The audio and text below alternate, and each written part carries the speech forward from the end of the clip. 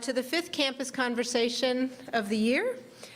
The goal of the Campus Conversation series is to have faculty and students and staff engage with each other about some of the big issues of our time going on now and affecting all of us. As a community dedicated to social justice and diversity, we come together to try to understand current events and talk about these issues. Today, the topic is, what are Chicago's health disparities and why does it matter? We are privileged to have with us today a distinguished and truly expert panel of faculty and administrators from UIC to discuss this topic.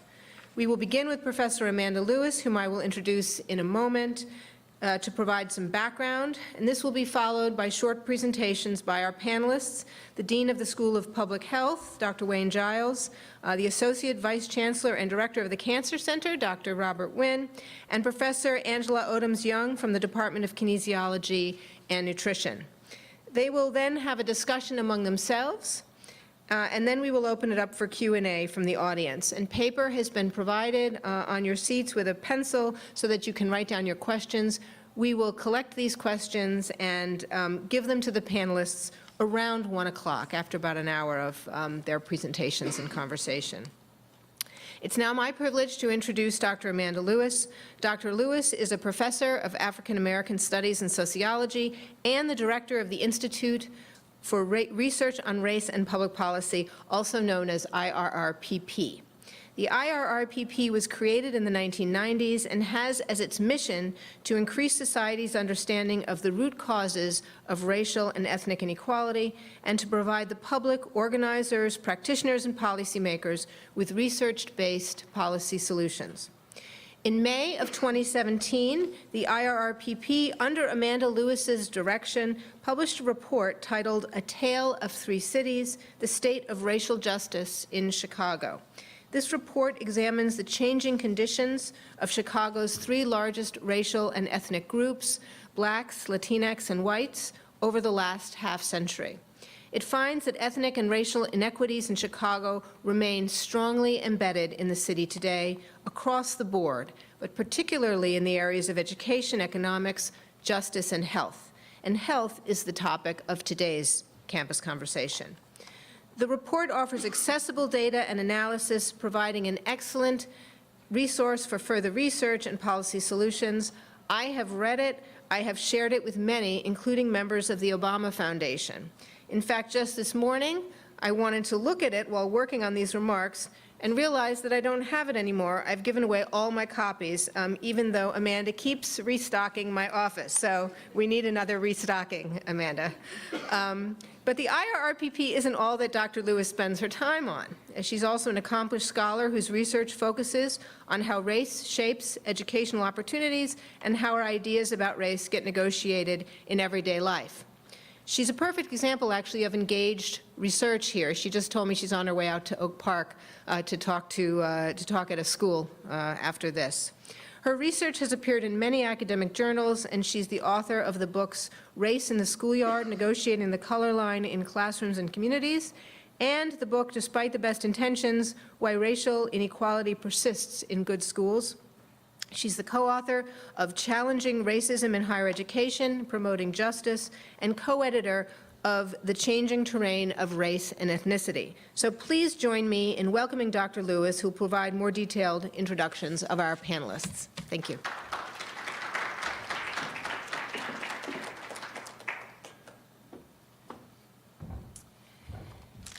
Here you go, Susan.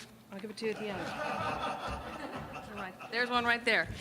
Yes, absolutely. I am going to keep my remarks short, partly because this is a panel on health, and you probably gleaned from Susan's comments that I am not a health expert. So, but I do have a few things I want to say just to get us started. At the Institute for Research in Race and Public Policy, one of our central aims is to increase knowledge about the experiences and conditions of racial and ethnic groups nationally, but especially locally in the city of Chicago. We're interested in capturing the complicated truths about dynamics in our city today, and in part undertook the writing of the report Susan was talking about out of our own frustration with popular narratives about Chicago today. This captures some of them. As many of you probably experienced, if you travel outside the city, people, and you tell people you're from Chicago today, they often ask if you're okay, is everything, you're worried. We knew that the realities of Chicago's daily lives were far more complex than the picture of supposedly violent communities described in national news stories. In every neighborhood, we find families living and thriving, hardworking young people trudging to school, parks filled with residents walking, playing, exercising. We find communities full of immigrants working overtime to make ends meet. And yet we also knew that even as the Chicagoans of all racial and ethnic groups want to live in safe and healthy communities, not all have equal access. We named our report A Tale of Three Cities because there really isn't one Chicago experience today. There are several. In the report, we primarily discussed the conditions of Chicago's three largest racial and ethnic groups, African Americans, whites, and Latinxes. And I'm happy to say, however, that we are nearing completion of a new report on Asian Americans in Chicago, which we'll be releasing next month. The central finding in this report is that racial and ethnic inequalities in the city of Chicago remain pervasive, persistent, and consequential. These inequities affect the lives of Chicagoans in every neighborhood. They have not just spatial but also deep historic roots and are embedded in our social institutions, and they have powerful effects on the lived experiences and opportunities of all Chicagoans. Facing this truth is for us a key step of addressing this reality. As Baldwin put it, not everything that is faced can be changed, but nothing can be changed until it is faced. So we are faced with the reality that many Chicagoans continue to struggle not only with the long-term effects of structural racism, but ongoing patterns of discrimination. Along with other inequities, just to keep you on your seats, health disparities between groups in Chicago are also vast and consequential. Yet as much as health disparities data tells us important information about dimensions of disease and adverse health conditions between groups, we are still working to understand how and exactly why race matters so much for health outcomes, how they are related to racial and ethnic differences in access to medical care, in facilities, inequality of treatment within medical settings, our experiences with medical personnel, our level of stress, the safety of our communities, the amount of toxins in our air and water, how much we have to pay for health clubs or organic food, et cetera, et cetera. And in this way, health outcomes for Chicago residents are deeply connected to other aspects of racial and ethnic inequality. Two other points I want to make, and then I'm just going to share a couple quick data points. Despite what you read about in the national news, one of the other big conclusions of our report is that far more Chicagoans are impacted every day by the effects of structural violence than by the impact of interpersonal violence. This is actually one of the key themes of the new Center for Health Equity Research here. Did I get that right? Yeah, okay, good. Which is going to be a major important partner on campus to really advance this conversation. This framework is similar to what Beth Ritchie talks about in her book Arrested Justice as the violence matrix. It reminds us that interpersonal violence is only one small part of a larger set of relations that do harm. The long history of structural racism puts many in harm's way and has lots of different health consequences on multiple levels. It's about how race gets into our bodies and also about how racial dynamics mediate collective access to wellness. Okay, I just want to share a couple quick data points and I'll make connections and then we're gonna move it on. The report, the Chicago Sun-Times headline about the report said it was lengthy. It's a lengthy report, which I think is true. It's 180 pages. It weighs a lot if you want to borrow one. But so I'm only hitting a few key points on the report. But one of the things I want to point out here is this is about unemployment rates. Many of us know that for a long time there have been major gaps in unemployment rates across groups. On average, Black and Latino unemployment rates are at least 2 to 3 times white unemployment rates, and that has been true for decades. I think one of the important points about looking at a piece of data like this, though, is that at that point in the U.S., when we were most recently in a national crisis about our economy, when we said that things were bad, when we recognized we were in recession, white unemployment rates were at 8%. That unemployment rate is lower than it has been for African Americans or Latinos any time over the last 40 years. right? So what is a crisis for some groups is actually good news for others, right? Important to keep in mind and has lots of different ramifications. One other way of looking at this, so Latino unemployment rates are a little bit lower than African American unemployment rates in the city, but if we look at what kinds of jobs people are working in, what kinds of salaries they're making for those jobs, we see, for instance, here that a majority of Latinos in the city are making less than $15 an hour, which we would sort of talk about as an important marker of whether people are earning a living wage. And in fact, higher percentages of Black and Latino workers are making less than $15 an hour today than was true in the year 2000. So lots of people working, but not necessarily making a living wage. Unemployment, employment data, income data often underestimate the kind of levels of inequity between households. One of the things we often talk about is the importance of paying attention to wealth differences. Wealth is in many ways the congealed effects of these long histories of racism in our policies and practices. And as you can see here, not only are those gaps huge, but they've actually gotten worse as a result of the recession in the last 10 years.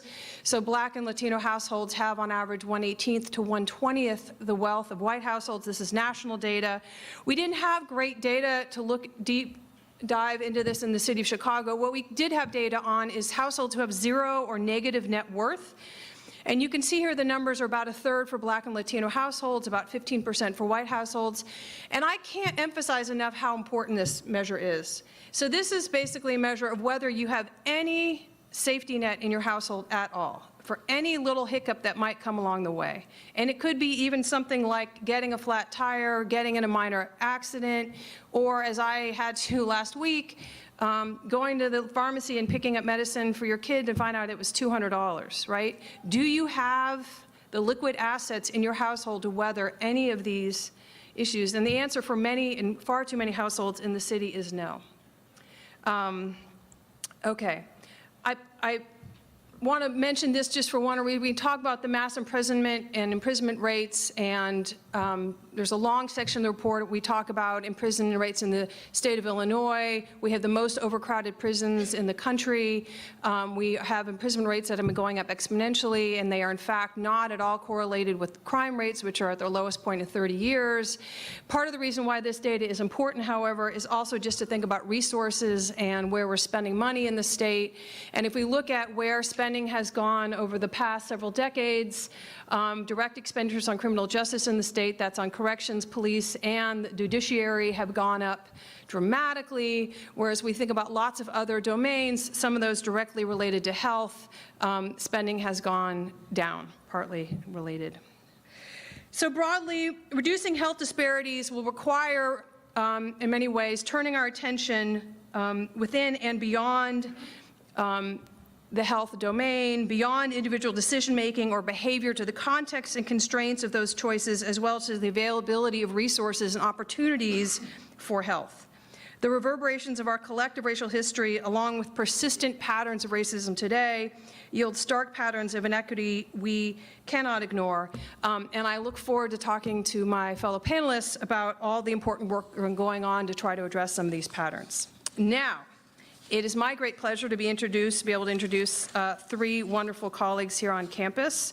I'm going to not read their entire bios, as that would take us all the way till 1 o'clock. So I'll give you some of the highlights, and we're going to go in reverse alphabetical order. So starting with Dr. Nguyen. Dr. Nguyen is professor, and associate chancellor for community-based practice, and director of the University of Illinois Cancer Center. He is a professor of medicine at the U of I Chicago, Division of Pulmonary Critical Care, Sleep and Allergy. He also received his medical degree from the University of Michigan Medical School in Ann Arbor. As Associate Vice Chancellor for Community-Based Practice, Dr. Nguyen is responsible for the management of the UI Health Mile Square Health Center, a 13-site federally qualified health center network. The goal of community-based practice at UI Health is to integrate and coordinate healthcare and the surrounding communities, build a 21st century model of community-based healthcare providers linked to the mission of our academic health center, and develop meaningful research programs that can be integrated into the community. As the director of the UI Health Cancer Center, Dr. Nguyen has implemented the first comprehensive community-based cancer center. From bench to community, he has made great strides to enforce an evidence-based community approach to reduce the burden of cancer. Dr. Angela Odoms-Young is an associate professor of kinesiology and nutrition and Institute for Health Research and Policy Fellow. Her research is focused on understanding social, cultural, and environmental determinants of dietary behaviors and diet-related diseases in low-income and minority populations. Her current projects include studies to evaluate the impact of the new WIC food package on dietary intake, weight status, and chronic disease risk in 2 to 3-year-old low-income children and vendor participation, identify strategies to improve program participation and retention among WIC-eligible children, evaluate the efficacy of a community-based participatory weight loss intervention in African American women, and examine community engagement approaches to food justice. She serves on the executive committee of the Consortium to Lower Obesity in Chicago Children, which awarded her the 2015 Catherine Kaufer Christoffel Founders Award. And finally, one of our newest colleagues, Dr. Wayne Giles, is the Dean of the UIC School of Public Health. Dr. Giles joined the Centers for Disease Control and Prevention in July 1992. He's currently, must be an old bio because it say you're currently the director of he was the director of the Division for Heart Disease and Stroke Prevention before coming to UIC. He holds a BA from Washington University, a master's from the University of Maryland, and a doctorate from a medical degree from Washington University, as completed residencies in both internal medicine and preventative medicine.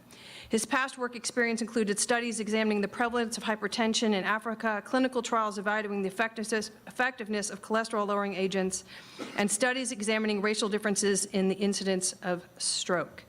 We are very happy to have him here on campus with us.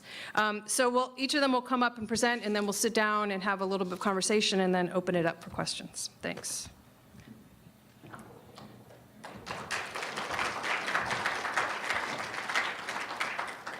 Will you do the switching?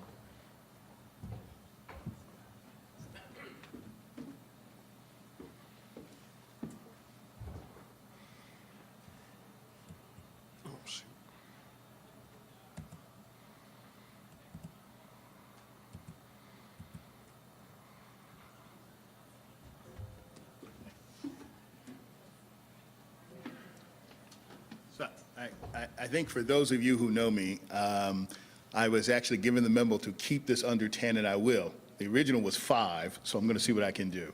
I get really passionate around these things because the reality is I think we have had these discussions around health disparities for a very long time. In fact, some of the conversations are almost like a good old pair of shoes. You remember it when, and when you put them back on, oh yeah, right. These have been going on in some cases for 30 to 40, in some cases 50 years. And interestingly enough, I would never tell you that there has been no progress made, but I will tell you that we still have to recognize that where we ought to be is where we're not. I throw up this first slide simply because many of you see this. This is like an old record that I will play for some of the people who know what records are. There's a couple young faces, but I've been teaching my 18-year-old son about the beauty of records. But anyways, we used to actually sort of say, you've played the groove out in that record because you've played it so many times. I am unapologetic about this slide and many of the things that I'm going to talk about, because again, we have many of the people in this room have been on the front lines for 30, 20, 40 years dealing with the same issue about the disparities. Interesting enough, when I read the newspaper, and sometimes when I go to the barbershops, it's amazing the conversations that we think people don't have in those beauty shops and in barbershops around the new technology. Now, the crazy thing is, it's not lost on me that the Loop certainly, right now with a life expectancy of 85 and West Garfield Park with 69 when you round up, and many other areas in the Chicago area, we have this disparities, and yet we're sitting on the 21st century with the largest promise of technology, the biggest promise of cures. And interestingly enough, rarely in our conversations, other than in a select small group, are we actually talking about what I think is the largest sort of issue, the implementation of this into our communities and the benefit of our communities. We are amazed as academics about framing the question, but what I'd like to do is to challenge us to go beyond framing the questions and talking about and chasing academic excellence and actually having something and pushing us to a direction of academic relevance where not only do our papers and our grants count, but the impact in the community, the measured impact in the community also counts for the job we're doing. That, to me, seems to be a nice challenge for the 21st century. And I understand that many people would say, well, that's hard to do. But interesting enough, when it comes to other hard things, putting a man on the moon, coming up with computers, now coming up with ultrasounds that can be measured on your phone, you can actually take your iPhone, put a transducer on it for a quick $2,000 and be able to diagnose your own kidney stone. And yet, every article in Newsweek talks about the promise of big data, the promise of big science, the promise of all this, and yet, when I tend to go into these shops, they're talking about, well, when is our time, and when will this actually happen for us? So I'll tell you what my biggest fear is, and it's not that the disparities exist, because that's a given.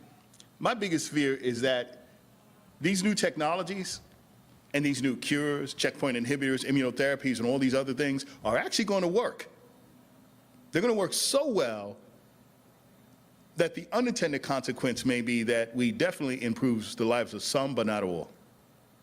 And again, what keeps me up at night is that we'll have the loop at 90 or maybe 92 in the next 7 years. And Garfield Park, based on what's actually happening right now, particularly some of the political issues and some of the programs that may be undone, may not actually even be at 69 as we look over time. Our issue is one of urgency. If I had to leave 3 points, and again, I'm going to wrap this up because this is new practice for me getting done under 10 minutes, because sometimes when the spirit moves, anyways, but the spirit has told me 10, so we're going to keep it under 10.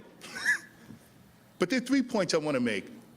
The first is that we're certainly having conversations, but I want to say we should be adding new conversations, and that is we are frequently not in those discussions, for example, of AI. In fact, all of us sit and we sort of say, oh, the future's here, this is artificial intelligence, oh, machine learning. That is crazy for us to go to sleep on. The truth of the matter is, by not being part of that conversation, we run the risk of having unintended consequence of gender and racial bias into machines that will be difficult to argue their racism. And yet we stand as if it matters not that, well, that's those engineering people in Silicon Valley. We have quick examples of that. Many people know that there is a famous case out of North Point. North Point was in Silicon Valley, which helped to help our judges reduce the number of people in jail. We would pick out the good people who wouldn't do any crime, and those ones who were predicted to do crimes and predicted analytics would stay. This is no surprise, so I'll just give you the punchline. Interesting enough, that predictive analytics actually sort of said that if you were African American, you were 2.5 times more likely, actually 3.5 times more likely to commit a new crime, as opposed to if you're Caucasian. Again, abbreviated. Interesting enough, when they went back and looked at the data, it was all wrong. When they asked the company, well, wait a minute, it's wrong, they said 2 things that actually made me laugh but wasn't so funny. 1, well, machines can't be racist. And 2, well, well, what do you want, right? We're not wrong, right? It turns out that data is nothing but humans putting together algorithms that then imparts that into machines. So as we're comfortable with the concept of machine learning, I just want to put that out there, that all of us should be interested in artificial intelligence, deep learning, and machine learning, because it's going to be a part of your life whether you want it or not. They talk about Plymouth Rock landing on you. Well, you're not landing on Plymouth Rock. Plymouth Rock has just landed on us. We just haven't had the ouch factor yet. It's like the Three Stooges where you get smacked and 3 minutes later you go, ow, well, we're there. 2, in addition to actually having these kinds of conversations about this new technology, I will implore us to actually take another step back about our community connectedness. In some ways, I believe we are existing in spheres that we're well-meaning and we're doing all these wonderful things, but it's loose connective tissue, because the question is, are we really connected in meaningful ways to our community? And not just because we say we are, but what's the real form in figuring out how we really are connected to the community?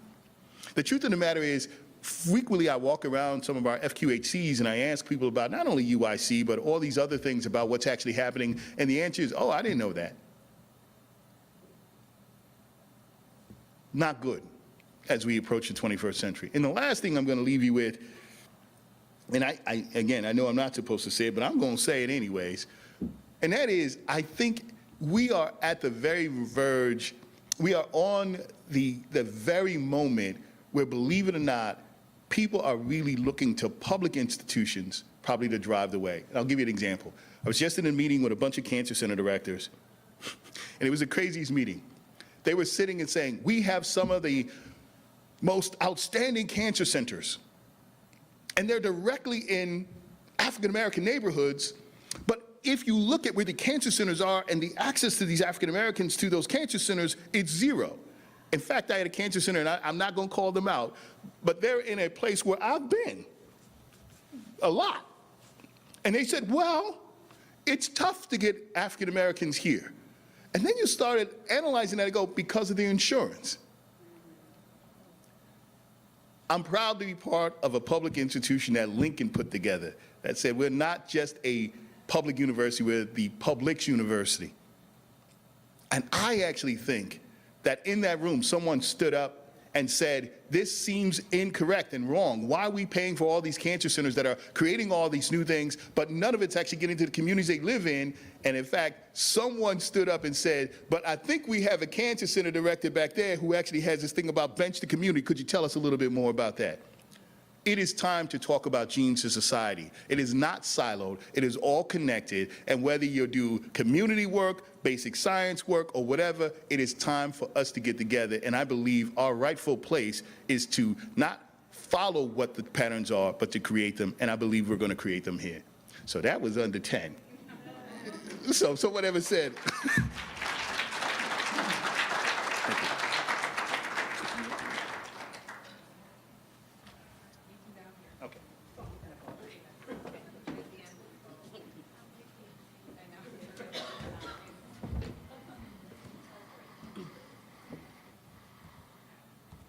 Okay, I'm going to try to stay under 10 minutes.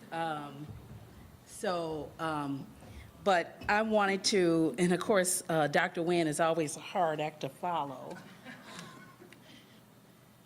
Can you hear me? This, I'm getting some feedback with this. But I wanted to talk a little bit, kind of to elaborate on some of the things that were pointed out in the report, to look at root causes of these health inequities. And I also wanted to mention that in addition to my other affiliation, I work in the Office of Community Engagement and Neighborhood Health Partnerships, which was previously directed by Dr. Cynthia Boyd and now under the leadership of Angela Ellison.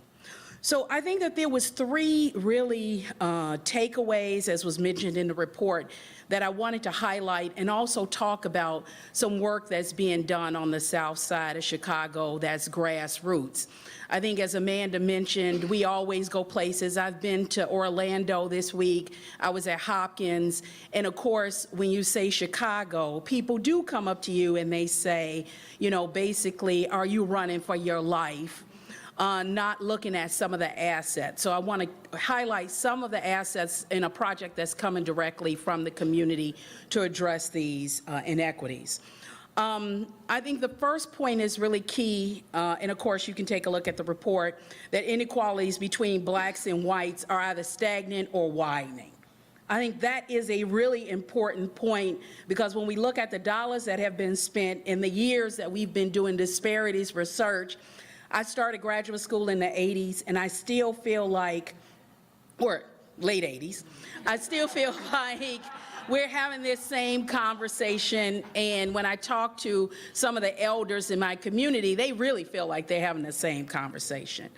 The healthcare providers, pharmacies, my work is focused on obesity and food access. We know that racial segregation plays a role, and that birth to on that these disparities persist. I think that's really key. So traditionally in health, and particularly in nutrition, we've looked at behavioral causes of disease, tobacco use, diet and physical activity, BMI. But really, when we look at those root causes, social and economic factors play the most important role. And if you look at even these other root causes that exist, if we look at and we talk about health behaviors, they really are at the root of health behaviors as well.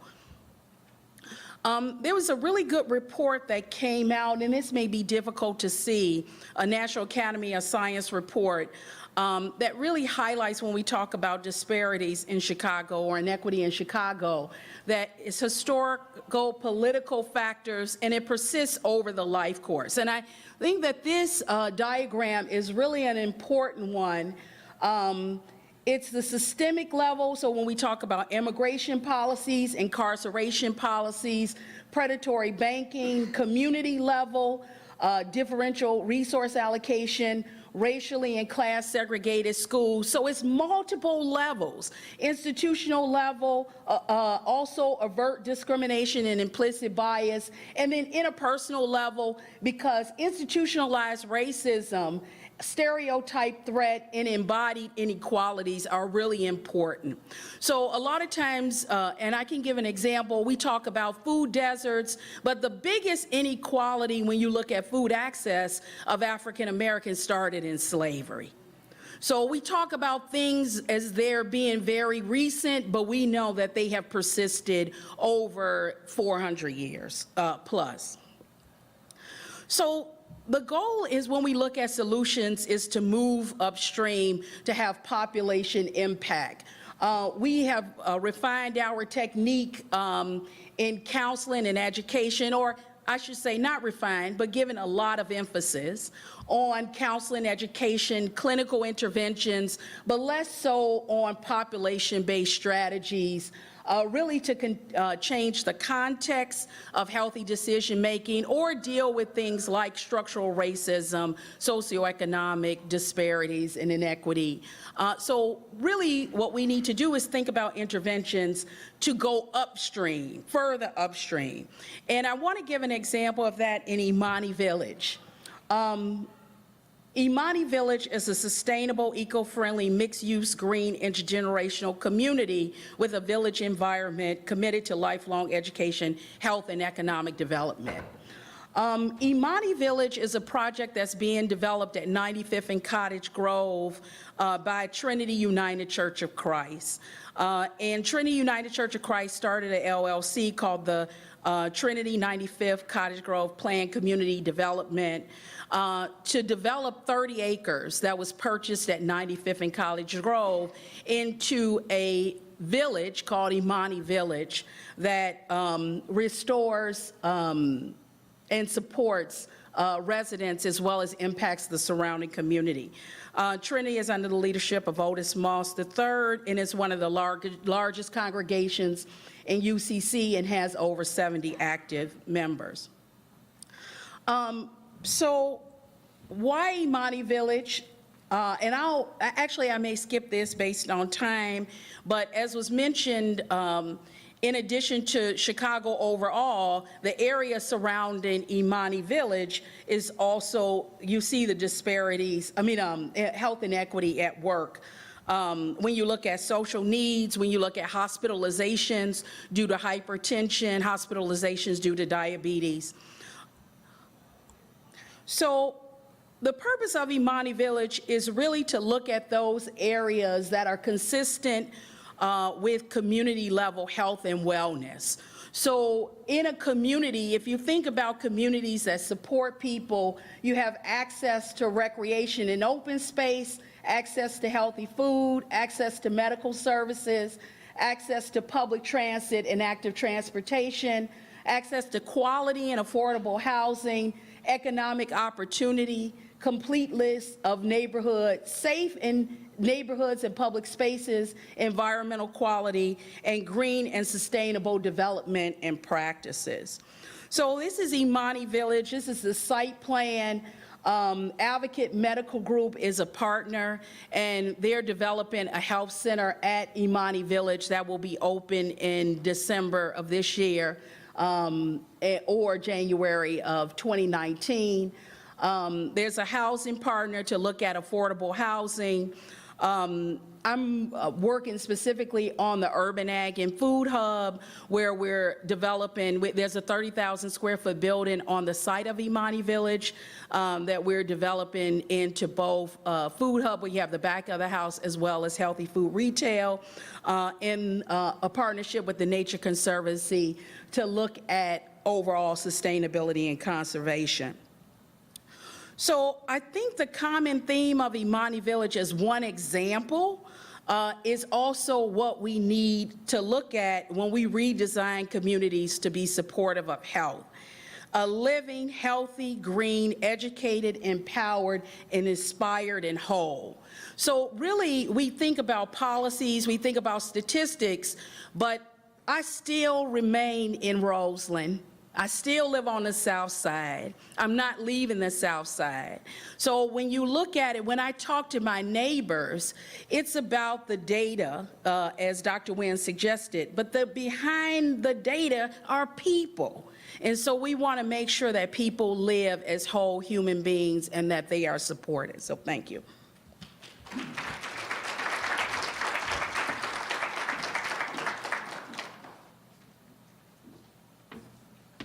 Good afternoon, and it's a pleasure to be here today. And I don't have any slides, because I'm just going to talk for about 5 or 10 minutes about some of my experiences. And as was mentioned, I'm new to Chicago. I've been here about 5 or 6 months, but as the other presenters, probably the first thing that I heard people said when they heard I was leaving Atlanta, they said, oh gosh, the weather. How are you going to survive the weather, number one? And number two, they talked about the violence that's going on in the city of Chicago. And I think there are a couple of key themes that I want to mention. And I think as you look at the report, you can look and see higher rates of heart disease and diabetes and cancer. Amanda talked about what was going on in terms of violence as part of the work as well. But we also need to remember and think about sort of what's happening, what I would say, above the neck. What's happening in terms of mental health issues, what's happening in terms of depression and anxiety, because we also need to remember that what happens above the neck is very connected to what happens below the neck. So I think thinking about mental health consequences is going to be important. And I'll weave some of this back in just a minute. The other thing we got to think about is disability. And it's not just about death, but it's about people who become disabled from these chronic conditions, from mental health and other things that are going to happen. And then when you look at these communities, whether we're looking at violence, cancer, diabetes, obesity, et cetera, right, we're seeing the same communities over and over and over again. And I think what you've got to begin thinking about is what's causing that. And I think it goes back to what we think about in terms of the root causes that may be causing that. And I think part of that is the social determinants of health, but I also think part of this is the role that stress can play and the activation of the pituitary, hypothalamus pituitary adrenal axis that can cause this, and the secretion of corticosteroids that can occur, epinephrine and adrenaline that can occur because of that, and the impact that stress can have. I will tell you that a couple of weeks ago, as Amanda mentioned, I finished residencies in preventive medicine and internal medicine. And a couple of nights ago, I was driving home up on the north side from a faculty member's home from the dinner. And I saw blue flashing lights as I was driving home. And I can remember saying, okay, Wayne, where are your hands on the steering wheel? I can remember the hair on the back of my neck perking up a little bit. My heart was racing a little bit because what happens if this policeman pulls me over, right? It's that impact. What happens when you have groups of people that are going day to day thinking that way? What is the impact that can have on an individual? And that happens to someone who's had, 15 years or so of education beyond that. So thinking about that impact and those stresses. And we don't do a good job in our EPI work of measuring those types of impact, but those are huge impacts as we move forward. The other thing that I think is important as we think about this, right, in our studies, we tend to lump people together, right? So we talk about African Americans, we talk about the Latino community, but the reality is we need to be much more precise. Not all Latinos are going to have all the same, not all African Americans are going to have the same experience. And we need to be more precise. We talk about precision medicine. We should be talking about really precision public health as well. We need to be much more precise. The last thing I want to mention is this is not new. This year marks the 150th anniversary of the birth of W.E.B. Du Bois. He published in 1899 a book called The Philadelphia Negro. This was the first time anybody did a systematic review of the health status of a community of color. In that document, he talked about housing, he talked about poverty, he talked about incarceration, he talked about racism. We've been talking about these issues for 119 years. The other thing that I think is important, 50 years ago, I know, actually, I think it was last week or the week before, there was a celebration about the Kerner Commission report. That report said that we are moving to two societies, one black, one white, separate and unequal. Very similar to what we have in the report that IRRPP released. In 1985, Ronald Reagan's Secretary Heckler released the Secretary's Task Force on Black and Minority Health, 1985. Again, talking about health disparities, talked about impacts of racism. In 2002, the Institute of Medicine released a report on unequal treatment, confronting racial and ethnic disparities in health. And now we have yet another report. My question for you as I conclude is, how many more reports are we going to write? I have a few key questions for you to think about. What is UIC going to do? What are our schools and programs going to do about it? And finally, what are you going to do about it? Thank you very much.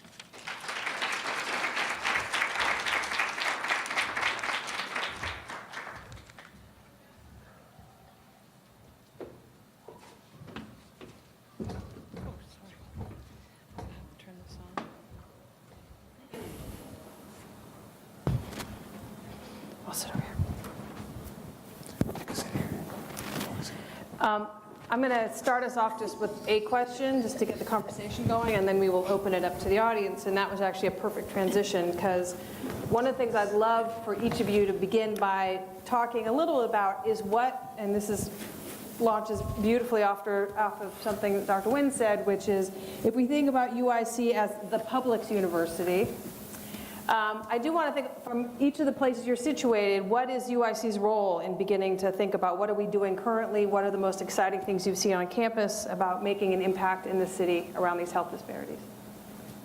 Who wants to start? You first. Actually, I'm excited. I think that unlike most other universities within the city, we have things that we have special that we may overlook, but let's stop that. First of all, the 7 health colleges being in one center is something that's amazing. The only thing we have to do is figure out better how to talk to one another. I figure this is just mostly an issue about communication than anything else. We have an East and a West campus. So we cover the gamut. And so the truth of the matter is, if, I've always liked, back in the day, ACT UP, right? Mm-hmm. Yeah, because the name at the end of it is to unleash power, right? I mean, I think that we at the end of the day have an ability to unleash a type of power and effect that other institutions within the city would like to do, but we can't. It's just a matter of mostly communication. I think back to our mission of having an elevator school, and that many schools, when I actually go to Inglewood, I go to my FQHC, I'm not only taking care of patients within Inglewood, but I'm also looking in the community and sort of saying, you know what? you should be thinking about coming here, right? So I think that unlike anybody else, we are well positioned to literally have major impact and lead with the community. But the days of doing things for the community should be over. We should be doing things with the community, right? And with the community guidance. And I think if we can have that secret sauce about better communication on campus, communicating with our communities, I swear to goodness, you look back 10 or 15 years, it'll be not only fun, but we'll hopefully be able to see our impact. I think within the School of Public Health, there are a couple of things we've done relatively recently. One is we started this year on Thursday evenings a course called the Epidemics of Injustice, which got started through a group called Radical Public Health. But there we've got conversations going on about labor issues, reproductive health issues, disability issues.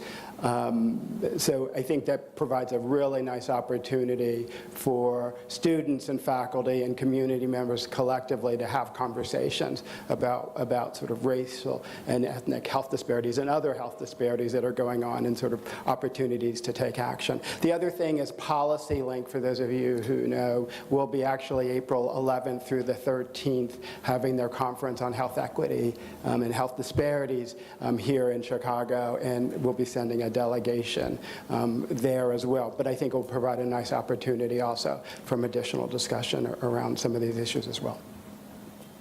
Yeah, I can just, this is on.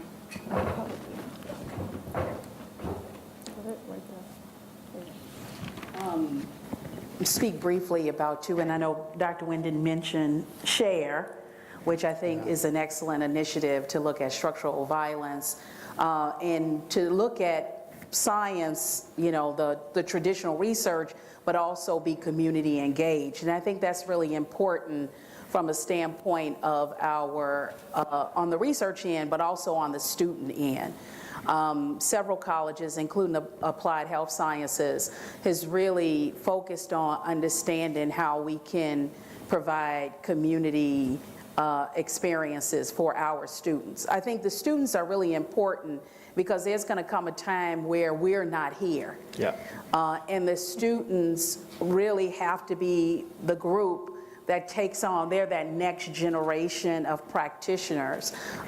We know that a lot of these conditions, even though there's this broad cause, that part of that intermediate risk, some of the intermediate risk factors are related to diet and nutrition. We have a dietetics program where we train practitioners to go directly out in the community, and the goal is really to make sure that they're sensitive to the community needs. So I think when we look at the health colleges specifically, a lot of the health colleges are focused on practitioner training to make sure that they're responsive. So I'm going to ask a follow-up to that, and anybody can respond. In terms of thinking about training of the next generation, how much, I mean, this for me is about this conversation in some ways between East and West Campus, because we study racial disparities in health. Whoa, sorry, get close to that mic. And I'm wondering about how much the conversations about why race matters for health gets into the curriculum in the med school, in dietary training and health, you know, in public health. And how do we build a more robust conversation about those things, not just that it matters, but why it matters in terms of our training? Yeah, my quick take on that is that one of the things I think we have an opportunity is to build in not just talking about social justice, but having social justice at every single level. And what I mean by that is typically we think about big data, we think about big science, but that's independent of anything that has to do with social justice. The example I gave you with North Point is really a social justice issue, right? I mean, the old saying that if you're not at the table, what, you're on the menu? But the truth of the matter is we want to actually have multiple voices at the table, and not just multiple voices of basic scientists talking basic science things, but the real transdisciplinary integration so that other voices are there to sort of at least make you aware, if not woke, but at least becoming aware of some things. And I actually think that one of the things that we should really be trying to figure out is on East-West campus, doesn't matter whether you're undergraduate, whether you're getting your PhD or junior faculty, there ought to be this thing that we are unapologetic, that at every single sort of aspect from the molecular sort of level to the community level, there is an element of social justice that's weaved in. That would be a suggestion. I guess my one caveat to that, I would say, it's not just racism. It's racism matters, and I think that's really the manifestation of all of this is around racism. And how people, and realizing the different types of, what's happening institutionally, in terms of institutionalized racism, but also in terms of internalized racism as well, and thinking about sort of what are the impacts and people understanding that, and then thinking about sort of what are the strategies that one can do to combat that and call it out and name it. Yeah, I think the strategies are really important because when we look at even near us, and if you think about a life course perspective, early childhood is key. So the question is, what are we doing to really strengthen systems? The knowledge is good, but the knowledge actually has to get, as we generate solutions and partnerships with the community, we want to make sure that people are supported to engage in those solutions. And so we have to engage in research, but that research becomes advocacy as well. Because if we come up with solutions that are not economically feasible for people to implement within the community, then the question is, where are we? There has to be multiple levels of solutions where community can be in leadership of those solutions. And there should come a time when you talk about community engaged research that the community is in the lead and we're in the background. So the question is how do we really move those solutions forward? And I think as been talked about before, we can't have a university, it shouldn't be such a separation between the community and the university, because if we think about students from communities of color, this place should be filled with students from these communities that we're highlighting. So when we talk about Inglewood, we talk about Roseland, Pilsen, Little Village, when we talk about those communities, what's our pipeline with those schools to ensure that those students, this is a place where students feel comfortable, they feel welcome, and they're able to gain access. Because honestly, I grew up in South Chicago, and as I mentioned, now I live between Roseland and Chatham. The goal for me, when I look at, it was people from universities that said you could go to Champaign, you could go to Cornell. It was a relationship with people that were there with me that I had a really good understanding that these doors are open. So it's not only remote, it's close-up relationships that we have with people as well. Great. We will now open it up to your questions from the audience. Oh, we have one already? Okay. Oh, I gotta get my glasses up. How do you feel the implementation and expansion of community food systems in urban agricultural and underserved communities as a result to some of the health disparities? Of course, I would say yes. Yes. I don't like the term food desert. I like food systems. I think food desert has sort of interesting, and some of the advocates early on had an issue with the term food desert. We have a food system that needs to be restored globally, and it just manifests itself in communities, but I really believe that the food system at the community level is really important because what do people think about you when you can't get your basic needs met? I think that says something to a child when you can't get your basic needs met. What does society think about you? Food is really at the basic, it starts in infancy. So really when we think about food systems, of course, I'm interested in food systems. I think it's really an important component about community restoration. Okay, we've got three big questions here. I'll start with that. Okay, I'm gonna start with this one. What does it mean for the impact on inequality in health and wellness to be living under a regime that is openly white supremacist and attacking access to health care and human services? Yeah, I think that means we have to be even more aware of ourselves. interesting, one of the biggest challenges of being on a diverse campus and a campus that's about diversity is that sometimes we get lax in our own implicit biases. And what I mean by that is that it's easy to look at that other person and sort of say, oh, yeah. But that means we need to double down in the context of really being, I think, fairly open about what it is that we're trying to do and what we're accomplishing. I personally think that in some ways as I sort of alluded to, that I am not convinced that these may be just X number of years and they may blow over and then we'll just figure out that this was some sort of nightmare.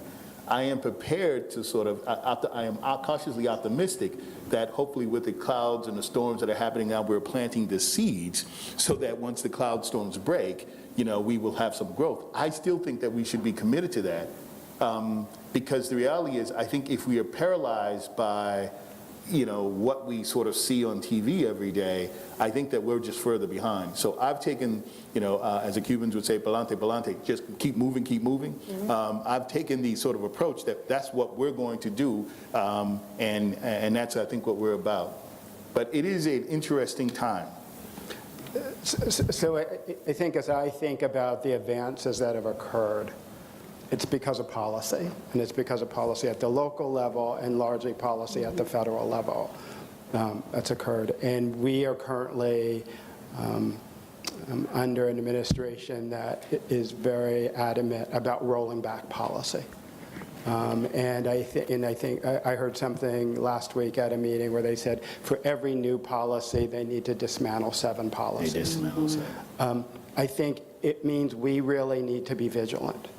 And very clear and very articulate about the policies that we think are important, about why they're important, and really need to be pressing elected officials and others to make that happen. And where we have seen success, civil rights, disability, and others, it's because we really, in many ways, particularly sort of on the federal side, have really been adamant and in people's face. And I think that is what we need to continue to be persevere and push on that.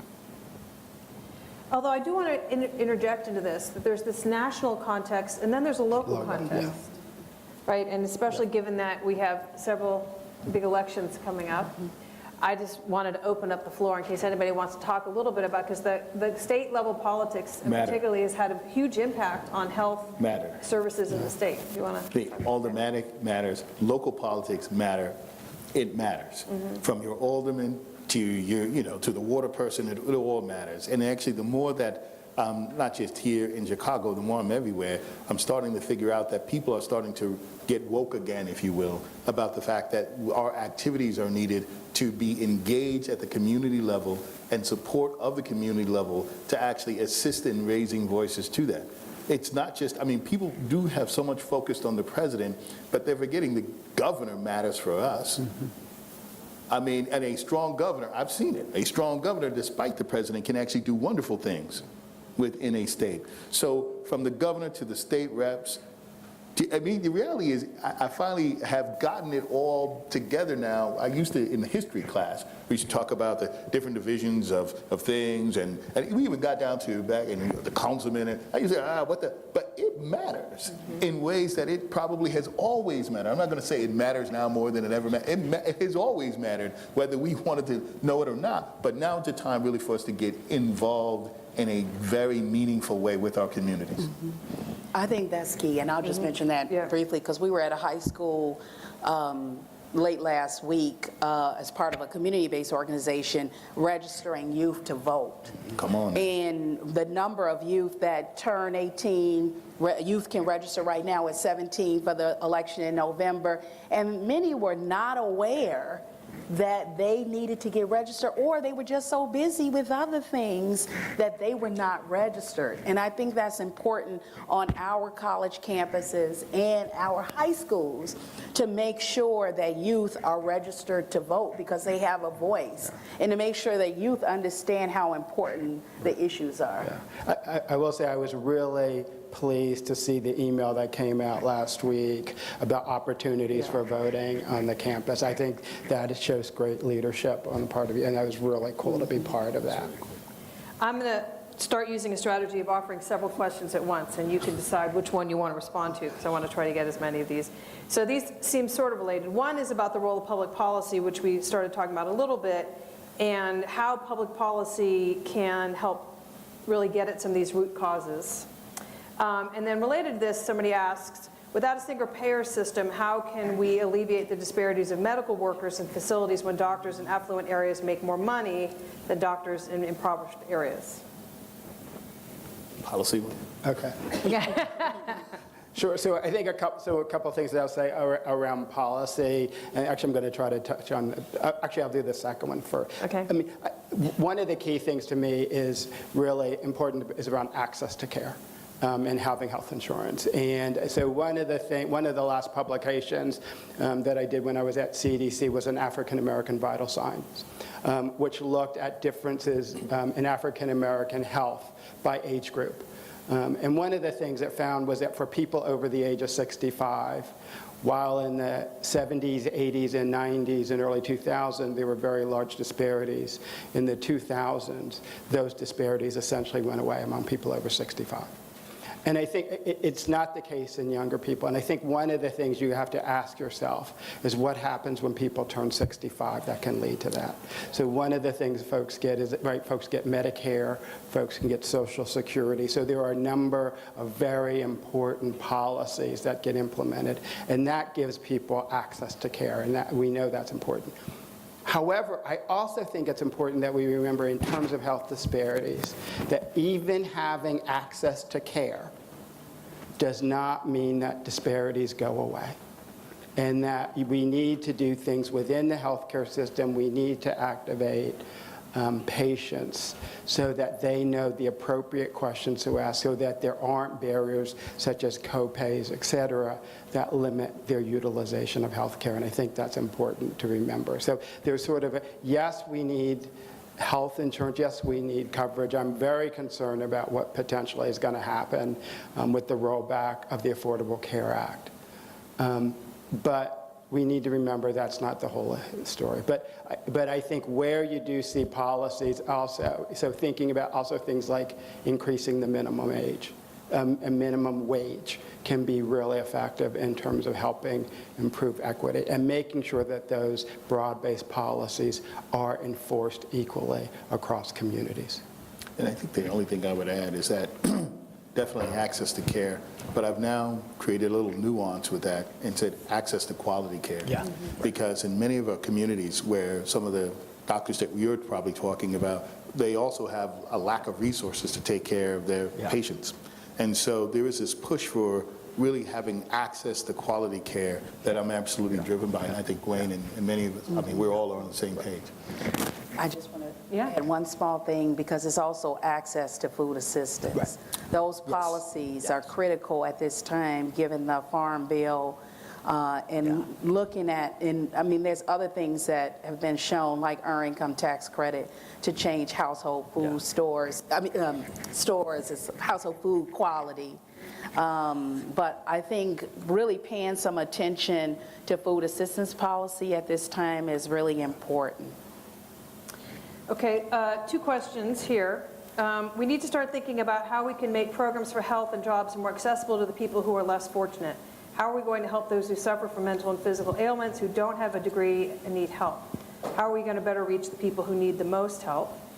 And so related to that, how would you compare Chicago's job of addressing racial inequities to other major cities in the U.S.?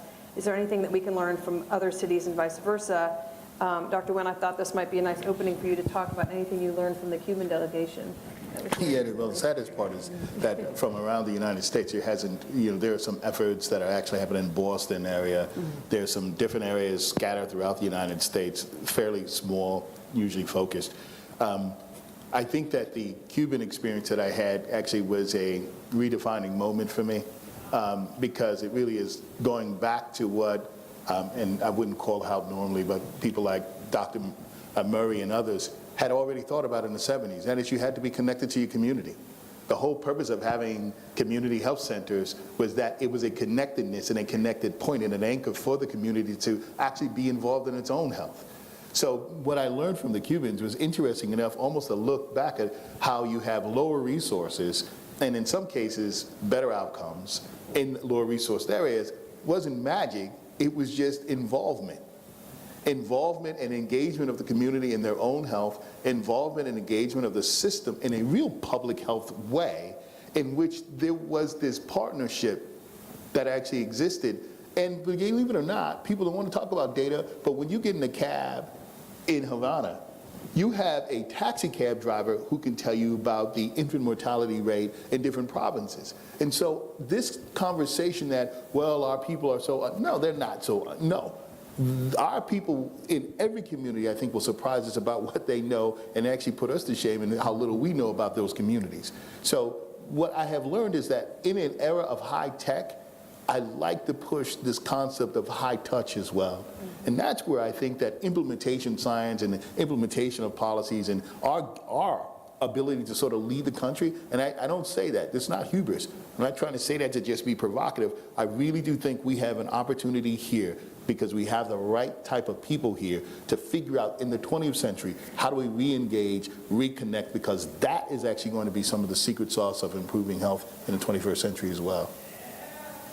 Other thoughts about things we should learn about from other cities? So I think I'll give an example. I used to be part of a program called REACH, which stands for Racial and Ethnic Approaches to Community Health. Chicago was one of the cities that was funded. It was started under Dr. Satcher when he was Surgeon General. And one of the communities was the Bronx. So they were initially very focused on delivery of health care. And doing a better job of optimizing health care in their community, and worked with a number of federally qualified health centers to do that. But they realized soon that there was something, the health centers realized there was something broader that they wanted to do. And so they were the ones that pushed the New York City schools to provide much healthier food in the schools. But again, it was moving from a health system, moving from just delivery of health care to thinking about what they could do in the broader community. They're now doing work around combating racism in the community. But again, it was sort of a nice example of how a health system had evolved over time and really got out front in terms of a number of policies. I also was going to say that I think that we should be the leaders in thinking about where the new jobs are. Particularly for our communities. As big data gets bigger, we still are in this concept of, well, we have a 2-year degree and that's okay, but data's going to get more complicated, it's going to get bigger, we need more people. Shouldn't we be on the leading edge of figuring out how to develop that workforce? And so in some ways, I think as a public institution, we are well poised to be able to look at what's about to happen. They used to say about Fidel Castro, he would go into the future and then come back. Right? And so in some ways, I think that we have the opportunity to look at the future and come back and start designing, again, as a public school, as an elevator school, and unapologetic for that. I think we have ways of actually looking at the workforce, working with not only within community colleges and high schools, but start developing what that workforce is going to look like, to give other people opportunities in those areas that we're not thinking about now. That's my hope and my dream, that we will be creating that and have curriculums that actually look like that in the future of actually getting out there and doing some amazing things. Definitely. All right, I think Dr. Odom's-Young, this one might be starting with you at least. The topic of early childhood has been mentioned as an important intervention point at you. How can the UIC community come together around early childhood across colleges, housing, health, education, et cetera? I think that has to just be an initiative that comes from the top. I think if you look at some of the, like Resilience is a film that has recently come out, similar to Unnatural Causes, when you look at the role of early childhood, and then of course the issue of trauma, and I think those initiatives, if we could really convene around some issue university-wide. I think the thing that happens with early childhood, because we work both in the city and we also work downstate. A lot of the focus of my work is WIC. So really, when you look at some of the issues that happen, it's not just Chicago, it's across our entire state, and of course our entire nation. But if we look at the University of Illinois as a system, there's really some things that we could come together when you look at research and training.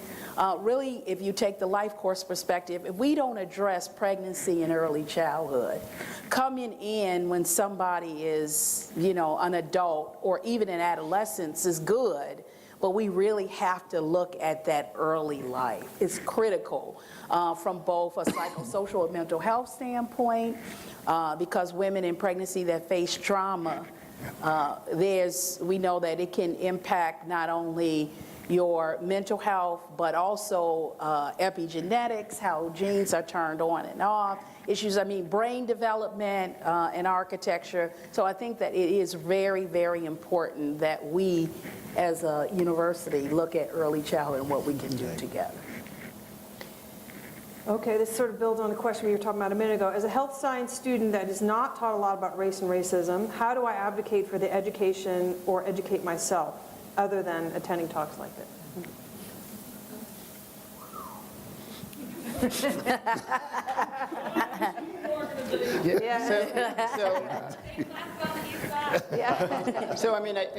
guess there are a couple of things that I would suggest you think about. So one would be talking with your leadership about your needs and what you want. I will tell you, one of the things that I've done that I'm relatively new is I have office hours every Thursday from 2 to 4. And so, I would encourage folks, to come and talk, talk with deans, talk with department chairs, et cetera, but have a conversation about what you think you need in terms of your curriculum needs, and be, I would say, be persistent and be vocal about that. Because I do think there are some really cool opportunities that we can push forward. And I think that the conversations happen more frequently here than at any of my other previous universities I was affiliated with. And so I think being connected to that is actually really important, because, the truth of the matter is it is a major issue. It's a major issue in Chicago. It's a major issue that, if we're not careful with, actually has impact here on this campus. And so, but one of the things I think I'm actually happy about is the student organizations are really active, which I really like and wish they can get even more active. But our faculty are receptive to those types of conversations. And I think that I've had more opportunities to see on the East and West campuses the addressing of those issues than I have in my entire career. But we need more. Yeah, and I think even asking the question at something like this is pushing the envelope as far as needs. Because a lot of times I know we put responsibility on students to push, and I think they need to push, but that is something that I think we need to hear across the board as both faculty and administration, because generally when you look at faculty in some of the health colleges, the idea of diversity, the idea, and kind of moving beyond, I'm interested in racism, but also when we look at LGBTQIA, bringing those issues of sexual minority, bringing the issue of disability, all of these things should be at the forefront when we think about faculty and faculty training. Because some of it is students have to push, but also the issues come in the classroom because faculty get trained in teaching those issues.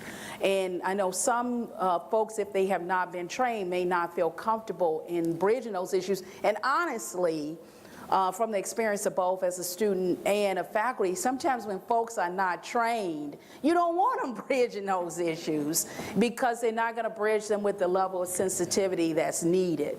So I think from the standpoint of an institution, we need to look at what kind of training is available to make sure that faculty bring those issues into their classroom as a requirement.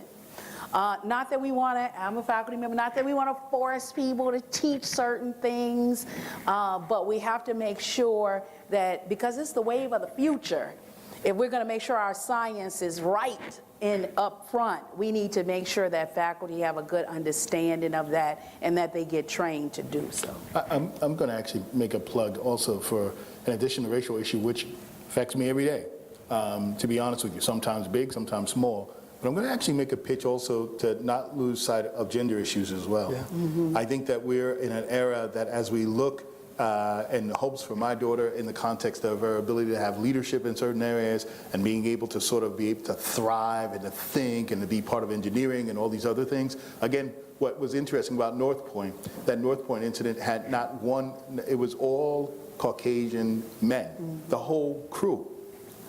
Not even one engineering, what are you sort of saying, that women can't be actually, you know, computer, so forget all of, I think it's an and conversation. I've been teaching, I mean, I know I sound like Jesse Jackson and Rainbow Coalition, but that's all right. But I honestly believe that conceptually, we have to make sure that we talk about race and other things and have these and conversations, because I don't want to take our eye off of the issue around gender issues as well, which I think are important. And again, we can lead the country, I think, in behaviors that sort of say, listen, you know, we're not braggadocious, we're not U of M. One thing I liked about University of Michigan, everything they do, they were like, see, Michigan. Yeah. Number one, Harvard, you know, actually, I really like this place because we're doing great things. In fact, we're doing innovative things. We're not doing the sort of running around and taking just credit for it, but we are the place where I think many of these issues are getting hashed out. And I would really like for us, again, as a public institution, to sort of think about race, think about gender and all these other things, because I think there's room and capacity for us to do that.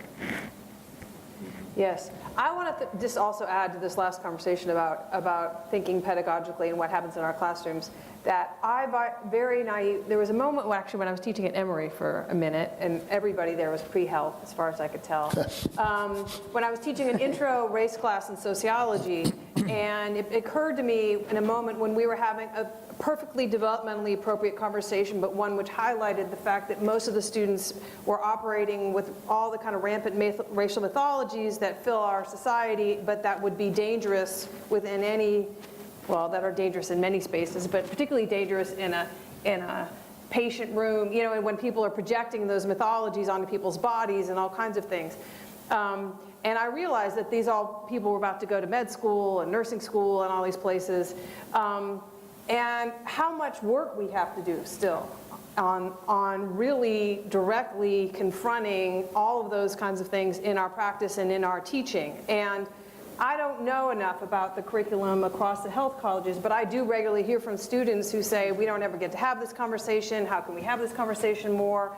And I think there's a real space in sort of picking up on your saying for UIC to take a more, a bigger role in kind of setting a new path for thinking about this stuff curricularly, particularly in training of the health professions. I mean, I thought about it more in terms of, and seen it more in conversations about training of teachers, but I think it's a lot of it's sort of the same conversation is how do you get people to be in a position where they're capable, trained in, ready to have conversations about how to help everybody thrive in these different contexts.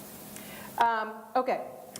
These are sort of related, so I'll pose them at once. Considering the conversation seems to occur among like-minded individuals, what are your thoughts about how to engage colleagues to participate rather than defer efforts to those few social justice advocates? So how do we get everybody involved in this?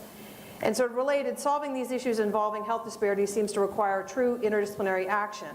How do you think UIC colleges and institutes can overcome the enshrined traditional silos of academia, and how do we get more collaboration going on across different buildings?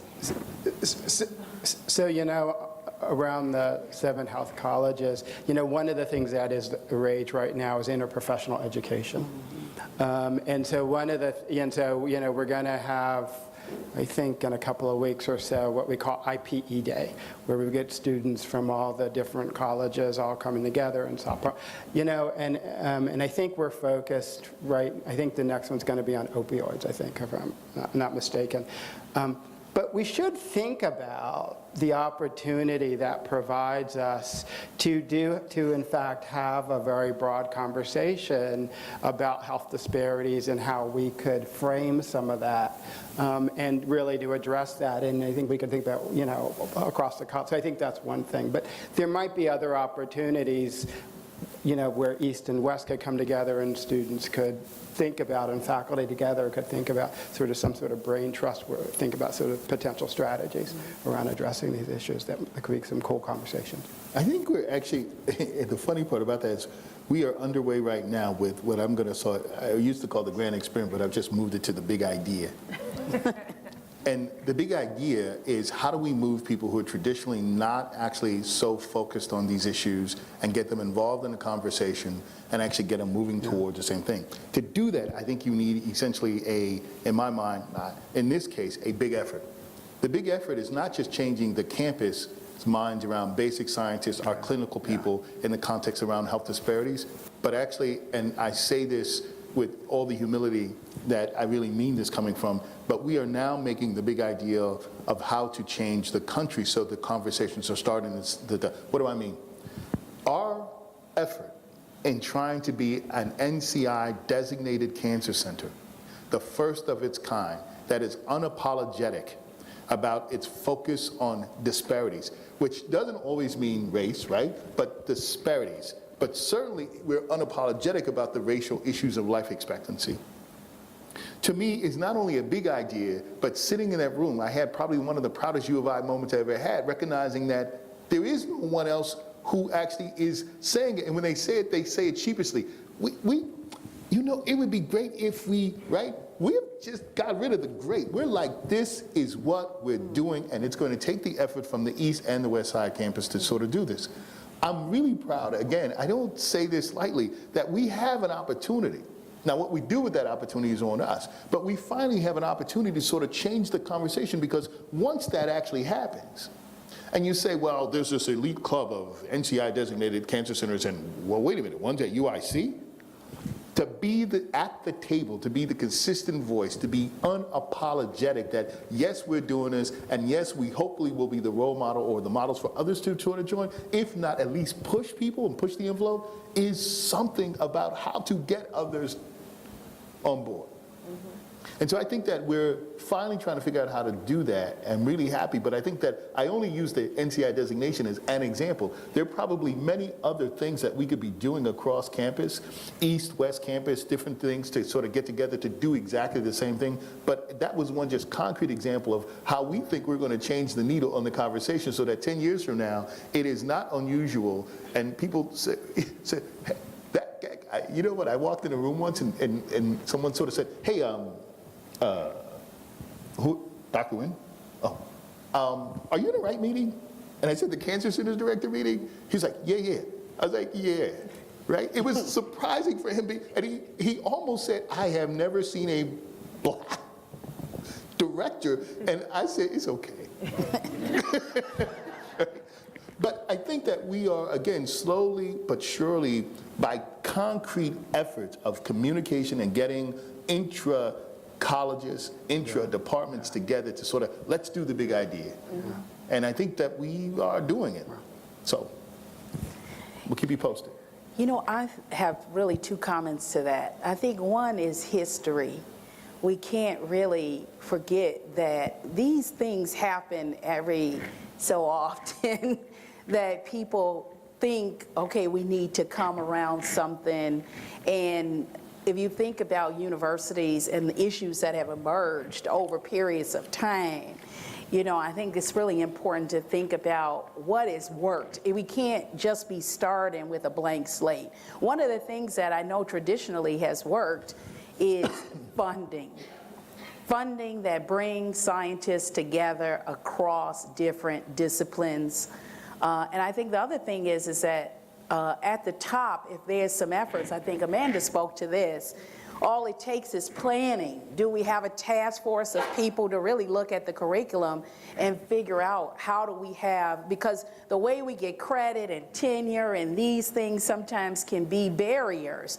So why can't we have a joint class that's taught that may be housed in IRRPP, that's taught against a health, you know, and a social science. You know, when you think about the medical school curriculum and you think about the dental school curriculum, we're very siloed in how we teach our curriculum and what's required for students. Part of that is really looking at the structure and changing some of the structure of that. And we need a task force, probably campus-wide, to address that. Well, this might be a good last question then. As leaders of color and individuals who work on these issues, what can leadership at UIC to continue to support you to do this work? We have about a minute left, so thoughts? Well, I really like your comment about the incentives, and I mean, I think that's number one. I think number two, creating safe places for us to have these conversations, to me, is important as well as we think about this. And I do think also opportunities for faculty, student, and staff to be engaged in the policy arena is really important. Sort of would be my last thing that I will say. You know, I will say that I am particularly excited about what has been able to happen over the last couple of years around policy changes around tax reform, where we had graduate students really mobilize to combat some of the detrimental parts that were part of the initial aspects of tax reform. And that, to me, shows that when folks come together, they can really have impact. And I think the same can be true around racial and ethnic health disparities, because I do think us all, you all as young people, collectively mobilizing can have a huge amount of impact. I think that's important, too, that we do our own policy analysis. And do we really have equity in all policies? Yeah. As a university, a lot of times we talk about health in all policies nationally, and people have pushed for this idea of equity in all policies.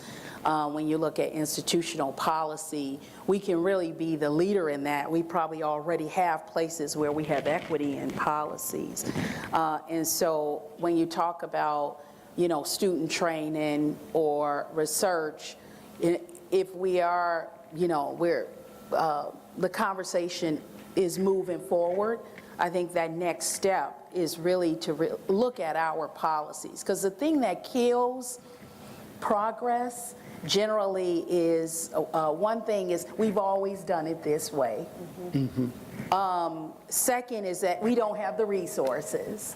So generally, when you look at killing progress, people say, well, we don't have the money to do that. Or they say, we've always done things this way. So I think the key is really looking at things like policies for faculty, policies for student training, and make sure that we have that equity conversation in those policies. Dr. Wynn, any last thoughts? In an effort of brevity, I'm going to say that was well said, so I have nothing to say. Yes. Thank you, everybody, for joining us here today. I will say I very much appreciate the sentiment of unapologetically embracing our values and being proud of what UIC is and can do. So I appreciate that. Thanks very much. Thank you. Thank you.